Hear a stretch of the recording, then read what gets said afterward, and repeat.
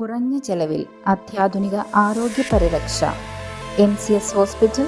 We take care of your health. വനമേഖലയിൽ കാണുന്ന മൂട്ടിപ്പഴം വീട്ടിൽ വിളയിച്ച് ആവോലി പനേലിൽ PJ മാത്യു. മരം നിറയെ ചുവന്ന ബൾബ് പോലെ തെളിഞ്ഞു നിൽക്കുന്ന പഴം കാണാൻ ഏറെ കൗതുകമായതിനാൽ മാത്യുവിന്റെ കൃഷിയിടത്തിലേക്ക് നിരവധി സന്ദർശകരാണ് എത്തുന്നത്.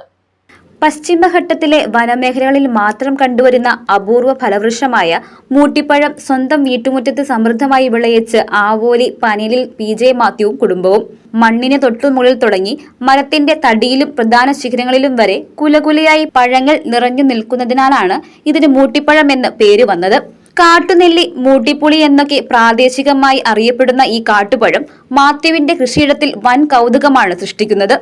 മധുരവും പുളിയും ചവർപ്പും ഒത്തുചേർന്ന പ്രത്യേക രുചിയാണ് മൂട്ടിപ്പഴത്തിൻ്റെത്. നേർത്ത പുറംതൊടു നീക്കിയാൽ ഉള്ളിലെ മാംസള ഭാഗമാണ് കഴിക്കുന്നത്. 2-3 വിത്തുകളെ പൊതിഞ്ഞു നിൽക്കുന്ന ഈ ഫലഭാഗം വൈറ്റമിൻ സിയാൽ സമ്പന്നമാണ്. ശരീരോഷ്മാവ് കുറയ്ക്കാനും ദഹനം ത്വരിതപ്പെടുത്താനും രക്തശുദ്ധീകരണത്തിനും ഇത് ഏറെ ഉത്തമമാണ്. പഴമായി കഴിക്കുന്നതിനു പുറമെ ഇതിന്റെ തോടുൾപ്പെടെ ഉപയോഗിച്ച് സ്വാദിഷ്ടമായ അച്ചാറുകളും ഉണ്ടാക്കാറുണ്ട്. വൈൻ, ജ്യൂസ് നിർമ്മാണത്തിനും മൂട്ടിപ്പഴം ഏറെ അനുയോജ്യമാണ്. മരത്തിന് പ്രത്യേക രാസവളങ്ങളോ മറ്റ് രാസപരിപാലനങ്ങളോ ഒന്നും തന്നെ നൽകാറില്ലെന്നും മരത്തിന്റെ ചുറ്റുപാടും വൃത്തിയായി സൂക്ഷിക്കുക മാത്രമാണ് ചെയ്യുന്നതെന്നും കുടുംബസമേതമാണ് ഇതിന്റെ പരിചരണം നടത്തുന്നതെന്നും മാത്യു പറഞ്ഞു. ആദ്യമായി കൊണ്ടുവന്ന് വെച്ചിട്ട് ഞങ്ങൾ അങ്ങനെ ആദ്യം കാശില്ല അവനകത്ത്.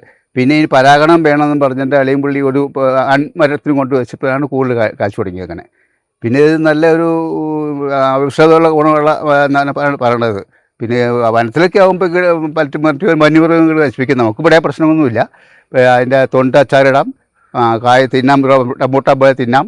പിന്നെ ആ കായാണ് നോക്കി 2 കായുള്ളതാണ് ഒന്നിച്ച് കുഴിച്ചിടുമ്പോൾ ആണും പെണ്ണുമായിട്ട് വരുന്നത്. ഒരു ദൂഷ്യമായ ഒരു ഫലമല്ല അത്. കൂടുതലായിട്ട് വന്നത് അളിയമ്പള്ളി ഉടനൊന്ന് സജ്ജീകരിച്ച് ഇതുവരെ. പിന്നെ ഞങ്ങൾ കയറ്റിയെടുത്തു, ഞങ്ങൾ ഓരോരുത്തർ കയറ്റിയെടുത്തു. ആട് കെട്ടിയതൊക്കെ ഞങ്ങളാണ് ഇത് കെട്ടിയെടുത്തു. പിന്നെ വലിയ വളമൊന്നും ചെയ്യാൻ പോയില്ല. എന്നെങ്കിൽ തന്നെ ഇതിനകത്ത് പരിസരത്തൊക്കെ ക്ലിയറാക്കി നമ്മൾ ഇത് ചെയ്തത്.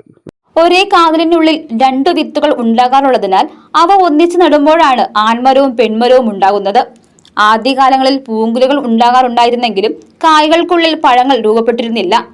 തുടർന്ന് സമീപത്തൊരു ആൺമരം കൂടി വെച്ച് പിടിപ്പിച്ച ശേഷമാണ് മരത്തിൽ സമൃദ്ധമായി പഴങ്ങൾ ഉണ്ടാകാൻ തുടങ്ങിയതെന്നും വണ്ണപ്പുറത്തെ ബന്ധുവീട്ടിൽ നിന്നാണ് വർഷങ്ങൾക്ക് മുമ്പ് മൂട്ടിപ്പഴത്തിന്റെ തൈ കൊണ്ടുവന്ന് വീട്ടുമുറ്റത്ത് നട്ടതെന്നും ഭാര്യ ഡോളി മാത്യു പറഞ്ഞു.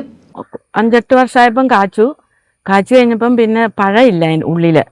അപ്പോൾ ആൺമരം വേണമെന്ന് പറഞ്ഞു. പിന്നെ ആൺമരം കൊണ്ട് ആൺമരം നട്ട് കഴിഞ്ഞപ്പോഴാണ് ഉള്ളിൽ പഴം ഉണ്ടായത്. അത് അടുത്തുമുണ്ട് ആൺമരങ്ങൾ നിൽക്കേണ്ടത്. പിന്നെ ഈ വർഷമാണ് ഇത്രയും കൂടുതലായിട്ട് നിറച്ചുണ്ടായത്. അപ്പൊ ഇപ്പൊ ഒത്തിരി ആൾക്കാർ വരുന്നുണ്ട് കാണാനായിട്ട്. ഇതിങ്ങനെ ഒരു പഴം ആരും തന്നെ കണ്ടിട്ടില്ല എന്ന് പറഞ്ഞ കാട്ടിലുള്ള സാധനമാണിത്.